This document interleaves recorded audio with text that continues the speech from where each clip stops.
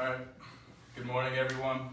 So today what we're going to be presenting about is basically my unique experiences on kind of the digital world that we live in today with social media, artificial intelligence, algorithms, and digital identities and mirrors. We're going to go over what that means later. But basically for now, whether you're using AI or not, AI is already using you. And it's good to know how social media, or what social media actually is today, and how algorithms impact it, and how they impact you. Stuff that's going to be covered in this presentation is useful for a business founder. We'll go into why consumers do what they do, and if you're just a consumer, you'll know why you do what you do. So this is tokenized, how AI knows you better than you know yourself. First, we're going to start off with what is tokenization. I know we have like some CS majors here that may know, but for everyone that doesn't, I'm going to say it in a way that I'm familiar with. So language models. Say I give an input, AI will take over the world. See, it gets highlighted into these separate tokens in word form, as we say, it's like highlighted. And these each get translated into their own numbers, which the computer can now manipulate and do anything with. And by computer, today, this means AI. The social media that you thought you were using 5 years ago isn't the same that you use today because there's AI in the algorithm now. So before, what you think, or even today, what you think is happening when you post something on your story, get 20 likes, or on the other hand, send some funny videos to your friend. For example, when I got 20 likes, I felt really good. I checked how many likes I got at least 5 times. It took me 2 hours to post this in between when I wanted to post it versus when I did, because I had to make sure the music was right, the caption was right, and I would get as many likes as possible. So I got 20, that was nice. And why did I send these specific reels to this specific person? That's not only impacting my feed, but that's also impacting him. Even him just dropping an emoji, like a laughing emoji, his online experience is getting built back up just because of him interacting with what I sent. But what's actually happening on a higher conceptual level is you post a video, you check for likes, and this is your admission of seeking validation from others. You get a dopamine hit or anxiety. You delete it if it flops. You learn what works, and then you modify future behavior in order to keep getting that dopamine hit. Now at the lowest level, you're not sharing. You're being trained. And when I say you, I mean an AI model that represents you. Your digital mirror, has to say. So you basically get reverse engineered, and the social media algorithm kind of breaks you down and turns you into tokens that ultimately get fed into a training data set for a machine learning model. And once it's accessed by the neural network or its brain, you're essentially being built back.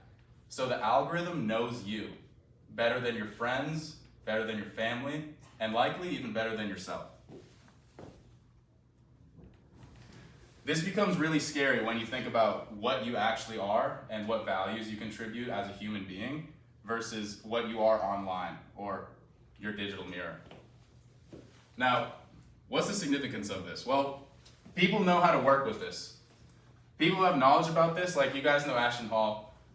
He jumped in a pool, it took him 4 minutes.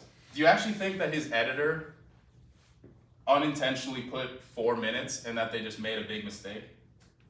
Like, of course not. He made an intentional glitch that made millions of people, see there's 6.7 million likes. It made millions of people reflect, pause, zoom in to make sure they're seeing it right, argue in the comments, call them stupid. And that ultimately drives attention, and that's all that matters to him, because he knows the algorithm and how to make people interact with it. In a similar way, Taylor Swift and her song Mirrorball, this is the same exact thing. Like, no one knows what this means. She doesn't know what this means, but that's the whole point. She's doing this whole thing about digital mirrors, making you see what you want to see, and let the algorithm build you back in order for her to stay on your page and get more views through lyrics rather than like abs and athleticism with Ashton Hall. And the people that know this, they're the ones forcing tokenization onto you. They're not the victims of it. We are as the consumers. So they're gonna make you pay $1,000 either for a course or, in this case, a concert ticket in order to take that tokenization chain off of you and kind of sell you the idea that you're free. In other words, you are literally being tokenized. So have you saved a post about being more productive? Okay. Well, the algorithm takes that as you feel inadequate about yourself, and it generates that token and builds you back. Have you been scrolling at 2 a.m.? Okay, that's fine. But to the algorithm, you maybe have insomnia or you have loneliness, and then it assigns that token to your profile, builds you back, and it makes a digital version of you. This isn't data collection anymore, like the big companies like to say. This is identity extraction. With AI, it's not that they're just using your data. I mean, they are literally making an online version of you that makes you think, what does being human even mean anymore? This is me before tokenization. This is me after tokenization for a visual.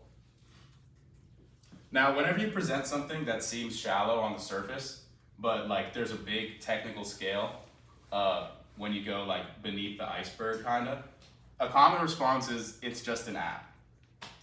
And that's fine, but Ashton Hall, Taylor Swift, Mr. Beast, Andrew Tate, Alex Hormozy, etc., they all disagree with you.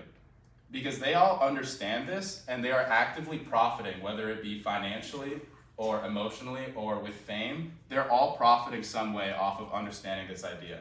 They have all had this exact presentation given to them earlier in their career, and they have digested it and used it for themselves in order to benefit somehow. And to point this back to social media, the director of AI at Facebook, which is now Meta, in 2021, lost a legal case against a journalist who was accusing Facebook of intentionally allowing emotional manipulation and like making people get more violent and changing their personas just through how the algorithm works.